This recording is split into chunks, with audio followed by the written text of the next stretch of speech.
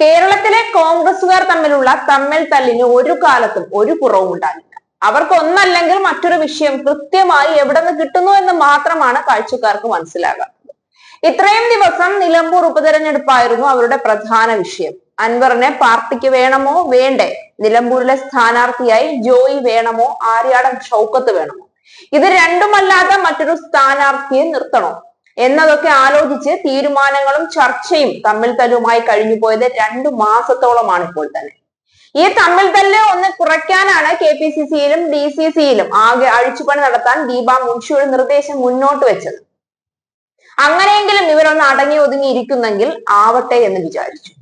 വരാനിരിക്കുന്ന നിലമ്പൂർ ഉപതെരഞ്ഞെടുപ്പും തദ്ദേശ തെരഞ്ഞെടുപ്പും നിയമസഭാ തെരഞ്ഞെടുപ്പും കോൺഗ്രസിനെ സംബന്ധിച്ച് നിർണായകമാണ്. 3ാം വട്ടവും കേരളത്തിൽ അധികാരം കൈവിട്ടു പോയാൽ ഇനി അടുത്ത കാലത്തൊന്നും ഒരു തിരിച്ചുവരവ് കോൺഗ്രസിന് പ്രതീക്ഷിക്കുക പോലും വേണ്ട. ഇനി എങ്ങാനും അധികാരത്തിൽ വന്നാലും ഓരോരുത്തരും മന്ത്രിസ്ഥാനത്തെ ചൊല്ലി തമ്മിൽ തല്ലി 5 വർഷം അങ്ങനെ തന്നെ തീർക്കുമെന്ന കാര്യം ഉറപ്പാണ്. എങ്കിലും KPCC അധ്യക്ഷനായിരിക്കുന്ന K സുധാകരനെ മാറ്റി പകരം ആന്റോ ജേക്കബിനെയോ സണ്ണി തോമസിനെയോ കൊണ്ടുവരാമെന്ന ആലോചന ഹൈക്കമാൻഡ് തുടങ്ങിയപ്പോൾ തന്നെ സുധാകരൻ ആകെ ഇടഞ്ഞു. ഇന്നലെയാണ് ഹൈക്കമാൻഡ് സുധാകരനെ വിളിച്ച് അനുനയിപ്പിക്കാൻ ശ്രമിച്ചത്.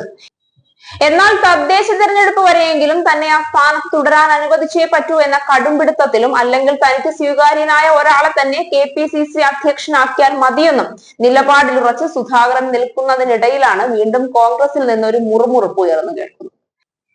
കേരളത്തിലെ KPCC അധ്യക്ഷനാകുന്ന വ്യക്തിയെ പറ്റിയുള്ള തന്റെ നിലപാട് വ്യക്തമാക്കി മുന്നോട്ട് വന്നിരിക്കുന്നത് K മുരളീധരനാണ്. കേരളത്തിലെ കോൺഗ്രസുകാർക്ക് ഫോട്ടോ കണ്ടാലെങ്കിലും മനസ്സിലാകുന്ന ആളായിരിക്കണം KPCC പ്രസിഡന്റ് ആകുന്നതെന്ന് KPCC അധ്യക്ഷനെ കണ്ടെത്തുന്ന കാര്യത്തിൽ K മുരളീധരൻ പ്രതികരിച്ചു. ആന്റോ ആന്റണിയുടെ പേര് പ്രസിഡന്റ് സ്ഥാനത്തേക്ക് ഉയരുന്ന സാഹചര്യത്തിലായിരുന്നു അദ്ദേഹം ഇത്തരമൊരു പരാമർശം നടത്തിയത്. K സുധാകരൻ KPCC പ്രസിഡന്റ് സ്ഥാനത്ത് നിന്ന് മാറേണ്ടതില്ല, അങ്ങനെ ഒരു അഭിപ്രായം കേരളത്തിലെ കോൺഗ്രസിനില്ല.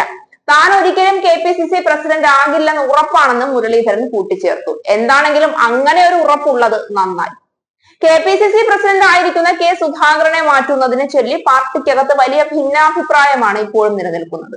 സുധാകരനെ പകരം വെക്കാൻ വരുന്നത് അത്രയും അനുഭവ സമ്പത്തുള്ള ഒരു നേതാവാണെങ്കിൽ തരക്കേടില്ല എന്നും, എന്നാൽ സുധാകരന് പകരം ആന്റോ ആന്റണിയെ പോലെ ഒരാളെ നിയമിക്കുന്നതിനോട് വലിയ എതിർപ്പാണ് കോൺഗ്രസ് നേതൃത്വം മുന്നോട്ട് വെക്കുന്നത്. ഈ കാര്യങ്ങളിൽ ഒരു തീരുമാനമുണ്ടായിട്ട് വേണം തിരഞ്ഞെടുപ്പ് കാര്യങ്ങളുമായി കൂടുതൽ സജീവമായി പുതിയ നേതാക്കന്മാരെ രംഗത്തിറക്കാൻ. എന്നാൽ ഇത്തരം കാര്യങ്ങളിൽ പോലും ഉറച്ച നിലപാടെടുത്ത് നടപ്പിലാക്കാൻ ഹൈക്കമാൻഡിന് കഴിയാത്ത സാഹചര്യത്തിൽ നിലമ്പൂർ ഉപതെരഞ്ഞെടുപ്പിലേക്ക് പോലും ശ്രദ്ധ കേന്ദ്രീകരിക്കാൻ കഴിയുന്നില്ല എന്നതാണ് വാസ്തവം.